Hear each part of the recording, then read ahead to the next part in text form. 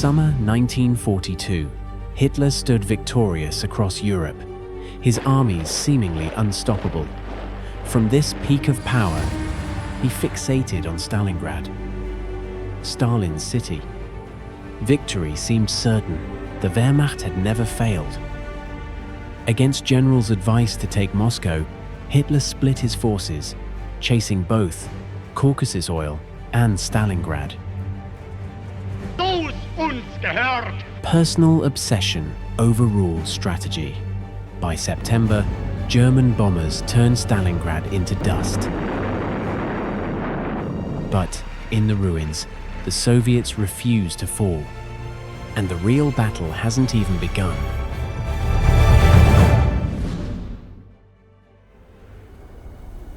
November hits, and with it comes the Russian winter. -40 degrees, the kind of cold where if you touch your rifle's metal trigger without gloves, you leave skin behind. German boys from Bavaria packed summer uniforms for their 2-week operation. Now it's -40, and they're wrapping bodies in newspaper for warmth. While Hitler obsessively focused on the city center, the Red Army launched Operation Uranus.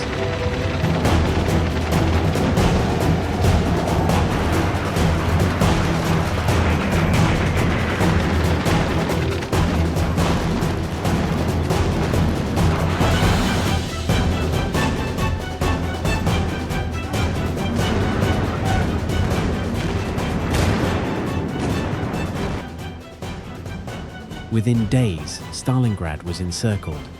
They surrounded the Germans completely, 300,000 men trapped. The correct military choice was obvious: break out or at least allow a retreat. Hitler's response was clear. Surrender is forbidden. The Sixth Army will hold its ground to the last man. The Luftwaffe will supply you. They needed 800 tons daily. Luftwaffe managed maybe 30. That's like feeding a city with a grocery bicycle.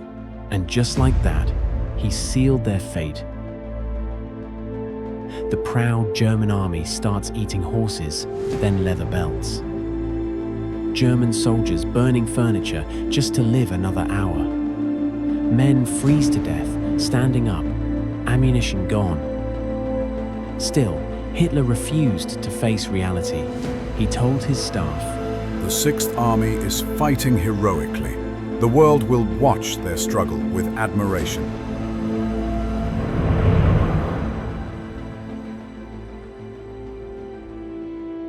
By February 1943, the Sixth Army was finished.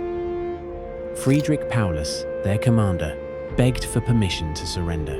Instead, Hitler promoted him to Field Marshal, a rank no German officer had ever held in captivity. The message was clear: die rather than give up.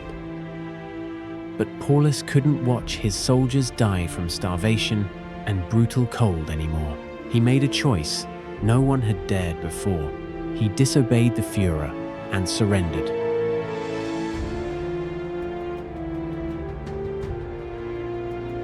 "90,000 survivors from 300,000. When Hitler heard, he exploded in rage. How can one be so cowardly? He could have freed himself from all sorrow and ascended into eternity, but he prefers to go to Moscow. That was the moment he cracked.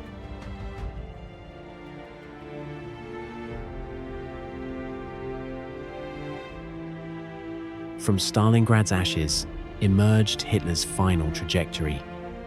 The triumphant conqueror of 1940 to 42 transformed into the bunker-dwelling madman of 1945. Where once he commanded Europe's mightiest armies, he ended commanding phantom divisions in his imagination. The leader who promised a 1,000-year Reich delivered only 12 years of destruction. 2 years after Stalingrad, he entrenched himself in Berlin's Führer bunker as Soviets approached the city, named for his enemy, had prophesied his end. Stalingrad didn't just turn the war, It broke Hitler himself, proving hubris inevitably leads to downfall.